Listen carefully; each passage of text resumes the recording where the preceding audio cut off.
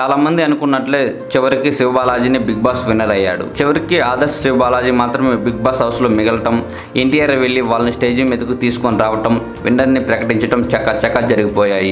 అయితే శివబాలాజీ విజయం సాధించడం వెనక హరితేజ హస్తం కూడా ఉందనే వాళ్ళు లేకపోలేదు. ఎందుకంటే చివరి 3 వారాలు గమనిస్తే హరితేజ శివబాలాజీ ఎంత క్లోజ్గా ఉన్నారో అర్థమవుతుంది. చాలా సందర్భాల్లో కూడా హరితేజ శివబాలాజీ యొక్క మంచితనం గురించి మాట్లాడుతూనే ఉంది. అదేవిధంగా హరితేజ చేసే అల్లరిని శివ భరించటం, అలాగే హరితేజ పట్ల శివబాలాజీ కేర్ తీసుకోవడం లాంటివి శివబాలాజీ యొక్క మంచితనాన్ని ప్రేక్షకులకు తెలియజేసింది. అంతమంది హౌస్మేట్స్ ఉన్నా కానీ శివబాలాజీకి హరితేజని అంత క్లోజ్గా కనెక్ట్ అయింది. ఒకవేళ హరితేజ కనుక లేకపోతే శివబాలాజీలోని కొన్ని మంచి గుణాలు మనకి తెలిసేవి కాదు. ఇది 100% నిజం. అలాగే ఇద్దరు కలిసి అభిమానులకు వినోదాన్ని పంచుతూ షోని కూడా ముందుకు తీసుకుని వెళ్ళారు. చివరికి హరితేజ ఎలిమినేట్ అయిన తర్వాత బిగ్ బాస్ విజేత ఎవరు అంటే మా శివబాలాజీ అయితే బాగుండు అంటూ హరితేజ చెప్పడం చూస్తుంటే వాళ్ళిద్దరు ఎంత బాగా కలిసిపోయారు అర్థం చేసుకోవచ్చు.